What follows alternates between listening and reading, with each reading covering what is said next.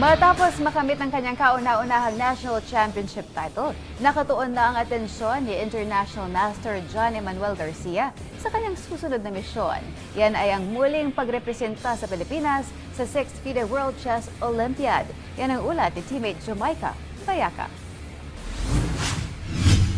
Hindi na makapaghintay si International Master John Emmanuel Garcia na muling katawanin ng Pilipinas sa paparating na 6th FIDE World Chess Olympiad. Nakamit ni Garcia ang kanyang kauna-unahang national championship title matapos maging kampiyon sa 2026 National Chess Championship Battle of Grandmasters na nagbigay din sa kanya ng isa sa 3 automatic slot sa men's team ng Pilipinas. Makakasama niya sa national team ang Grandmaster Darwin Lailo at International Master Michael Concha Jr. na parehong nagtapos sa top 3 ng kompetisyon. Pagkatapos ng 13 paglahok sa National Championship, ngayon lamang nasungkit ng Filipino wood pusher ang titulo. Aniya isang tagumpay ito na nagbigay sa kanya ng mas malaking kumpiyansa at motibasyon para mas pagbutihin pa ang kanyang laro bago sumabak sa Olympiad kung saan makakaharap ang mga pinakamauhusay na chess player sa mundo.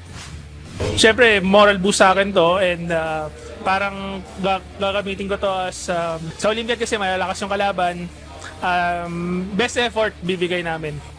Pang-apat na pagkakataon na ni Super Gem na lalahok sa Chess Olympiad, dala ang mas malawak na karanasan mula sa mga naging international tournament. Kamakailan nitong Hunyo, nakaharap niya si world number 1 Magnus Carlsen sa ASEAN Esports Chess Championship sa Thailand kung saan nakapagtala siya ng draw laban sa Super Grandmaster. Kasama din si Gem sa koponang nakatalo kay American Grandmaster Hikaru Nakamura sa WR Bughouse Chess Championship. Ayon sa atleta, nagpatunay ang mga karanasang ito na kaya nilang makipagsabayan sa mga nangungunang manlalaro sa mundo.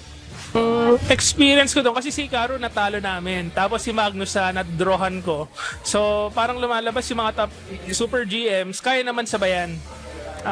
Need lang ng more training para mas sharp during the games.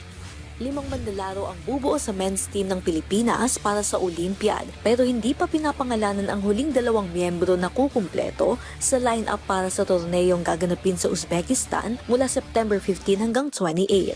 Jamaica Bayaka para sa Atletang Pilipino para sa Bayan.